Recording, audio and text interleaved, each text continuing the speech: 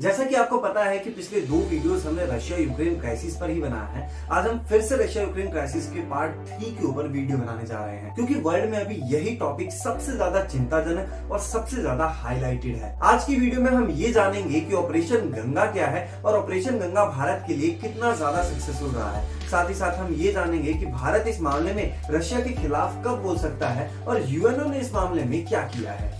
क्योंकि हमारी वीडियो का एक ही मोटिव होता है कि हम मुद्दों पे ही नहीं, हम आसान भाषा में फैक्ट्स पे भी बात करते हैं। अगर आपको हमारी वीडियो वैल्यूएबल लगे या हमारी वीडियो से आपको कोई नई चीज सीखने को मिले तो प्लीज हमारी वीडियो शेयर जरूर करें। रशिया यूक्रेन के बीच चल रहे युद्ध में भारत के लिए सबसे बड़ी चिंताजनक बात ये थी कि भारतीयों को यूक्रेन से कैसे निकाला जाए। भारत सरकार ने यूक्रेन में फंसे भारतीयों को एयरलिफ्ट करने के लिए एक मिशन लॉन्च किया और इस मिशन का नाम ऑपरेशन गंगा दिया। मिनिस्ट्री ऑफ एक्सटर्नल अफेयर्स के सेक्रेटरी के अनुसार एवैक्यूएशन में जितना भी खर्च आएगा वो भारत सरकार पे करेगी। क्योंकि यूक्रेन के एयरस्पेस बंद थे, इसलिए पोलैंड, हंगरी, रोमानिया, स्लोवाकिया जैसे देशों से ही फ्लाइट को चलाया जा रहा था। यूक्रेन के साथ लगते इन सभी बॉर्डर देशों में कैंप लगाया गया था और विदेश मंत्रालय द्वारा 24/7 हेल्पलाइन नंबर भी लॉन्च किया गया था। चलिए अब ये जानते हैं कि इस मिशन को ऑपरेशन गंगा का नाम क्यों मिला।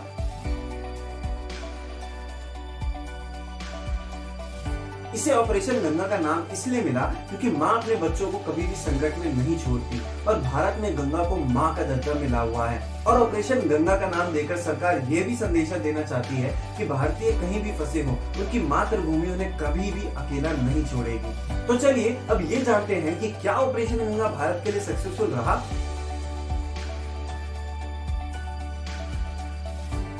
भारत सरकार ने ऑपरेशन गंगा को सक्सेसफुल बनाने के लिए कई सारे एयरलाइंस और कई सारे एयरफोर्स से लगातार हेल्प ले रही थी। इस ऑपरेशन में भारत सरकार द्वारा 4 कैबिनेट मिनिस्टर को यूक्रेन के पड़ोसी देश में भेजा था, जिनका काम था यूक्रेन में फंसे भारतीयों से बातचीत करके उनको वहां से निकालने का प्रबंध करना।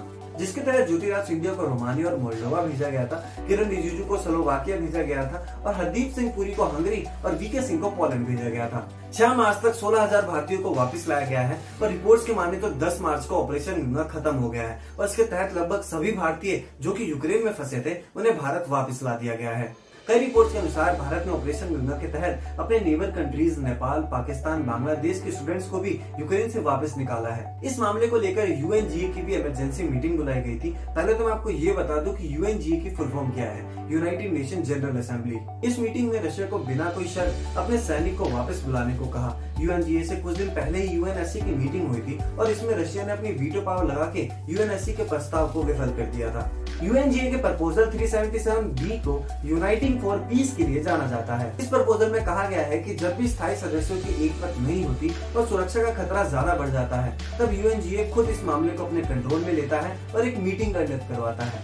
क्योंकि इसमें वीटो पावर का यूज नहीं किया जाता, इसलिए 15 मेंबर कंट्रीज में से 9 मेंबर भी अगर इसमें राजी हो जाते हैं तो इस मीटिंग को बुलाना पड़ता है। यूएनजीए की इस मीटिंग में रशिया के खिलाफ कई सारे प्रतिबंधों पर बात हुई और वोटिंग हुई, जिसमें भारत ने हिस्सा नहीं लिया। यूनाइटेड नेशन में भारत के रिप्रेजेंटेटिव टीएस त्रिमूर्ति ने कहा कि भारतीय नागरिकों को, विशेष रूप से छात्रों को, पहले सेफ और अनइंटरप्टेड पैसेज बनाना हमारी पहली प्रायोरिटी है। और जैसे कि एक तरफ युद्ध और दूसरी तरफ रशिया और यूक्रेन की डिप्लोमेटिक तरीके से बात भी हो रही है, तो भारत इसमें पॉजिटिव रिजल्ट की उम्मीद कर रहा है। रशिया का युद्ध का एक्शन भारत को एक मुश्किल सिचुएशन में डाल दिया है, क्योंकि भारत रशिया और वेस्टर्न कंट्रीज के साथ अपने इंटरेस्ट को देखते हुए बैलेंस करने की कोशिश करता है। लेकिन अब हम ये जानने की कोशिश करेंगे कि भारत कब रशिया के खिलाफ आवाज उठाने पर मजबूर हो जाएगा।